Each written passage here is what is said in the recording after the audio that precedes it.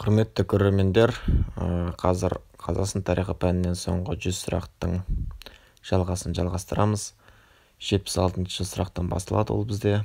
1881-1883 жылдары Қазақстанға қоныс аударған дүнгендердің орналасқан басты аймағы Жетісу мен солтүстік Қырғыз өңірі дейді. 1831 жылы қыркүйекте орысша білім беретін училище ашылған қала Семей. 1914 жылы қазақтардан жиналатын шаңырақ салығының мөлшері 600 мың сом. Азамат соғысы жылдарында Кеңарал болысында партизан жұмысын ұйымдастырушы Ыбыраев Қазақстан аумағындағы неміс автономиялық облысын құру жөніндегі шешім қабылданған уақыт 1978 жылы көктемде.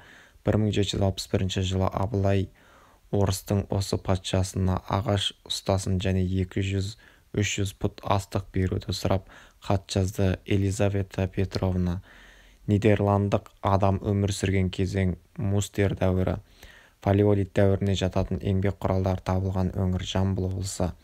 13 ғасырда қазақ хандығына қауіп төндірген мемлекет жоңғар. Қарахан елінің мемлекеттік діні ислам. Қашғаридің мәліметі бойынша оғыздардағы тайпалар саны 24. Аңырақай шайқасы болған жыл 1729 жыл. Жоңғарларға қарсы күресте қол бастаған қазақ батыры Бөгенбай. Столыпин реформасынан кейін Ақмола облысында қазақтар санының үлесі 36,6%. 1905 жылы 17 қазандағы патша манифесінде қазақтың ұлттық демократиялық зиялы қауым өкілдерінің көзқарасы әшкереленді. Мәтінде сипатталған жағдайдың себебінен дала тұрғындардың шаруашылығына енген негізгі өзгеріс, табиғатта құрғақшылық бет алып, жауын-шашын азайды, егіншілікпен шұғылдану қиындады, бұлақтар суалып, өзендер тартылып қалды.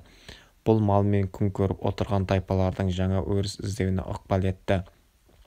Көшпелі мал шаруашылығына өтті. Көне Тараз жеріндегі кесене, Қарахан, Қаракерей, Қабанбай туралы жазылған Жұмәділовтің диалогиясы, Дарабоз, Төңкеріс және қазақтар деген мақаланы жазған Ахмет Байтұрсынов.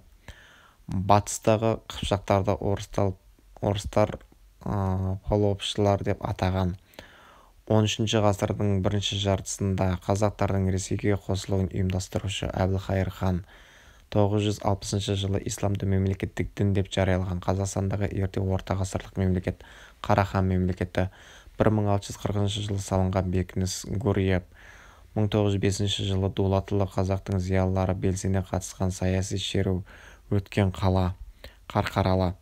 Патша үкіметінің саясатына қарсылық білдіргені үшін 1909 жылы Семей түрмесіне қамалған қоғам қайраткері Ахмет Байтұрсынов. Құрметті біздің YouTube арнаның көрермендері, осымен біз Қазақстан тарихы пәнінен 100 тестті талдап толықтай біттік. Енді келесі сабақтарды біз YouTube арнаға жиі салып отыратын боламыз.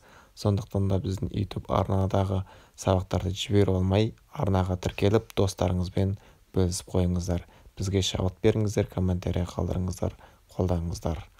Рахмет баршаларыңызға.